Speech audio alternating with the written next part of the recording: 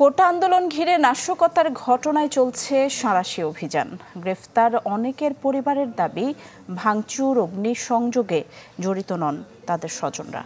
তবে যারা রাষ্ট্রপক্ষের আইনজীবী এবং পুলিশ আছেন তারা বলছেন যে নাশকতাকারীদেরকেই গ্রেফতার করা হচ্ছে।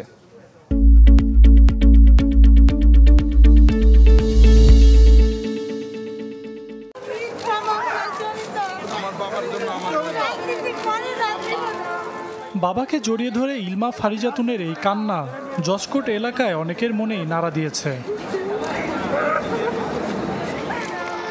বিশ্ববিদ্যালয় পড়ুয়া এই ছাত্রী জানান, জমি জমা নিয়ে মামলা মোকদ্দমার কারণে সিআইডি অফিসে যেতেন তার বাবা এস.এম. শিবলি নোমান।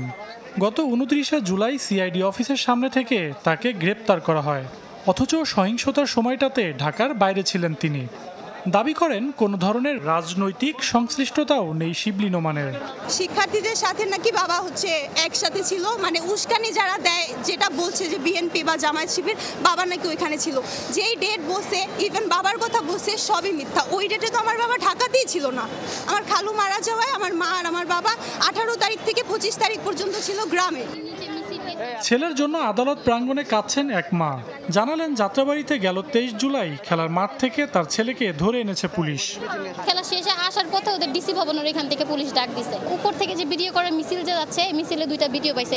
পুলিশ আমাদের নিজেই বলছে এই কথা, তো ওইটার উপর ভিত্তি করে ভাইকে ওইখানে রেখে দিছে।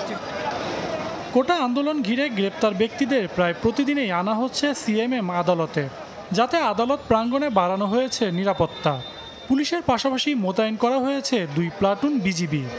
কোনো সাধারণ ছাত্রকে পুলিশ কোনো সময়ই গ্রেপ্তার তো দূরের কথা, একেবারে তার সঙ্গে ভালো সৌহার্দ্যপূর্ণ আচরণ ছাড়া অন্য কোনো ধরনের ব্যবহার করবে না।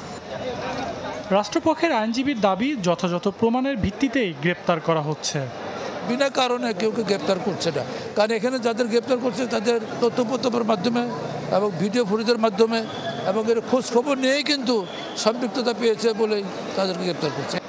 ডিএমপিতে 250-র বেশি মামলায় গ্রেপ্তার হয়েছে প্রায় 3000। সজল সাইক, চ্যানেল 24, ঢাকা।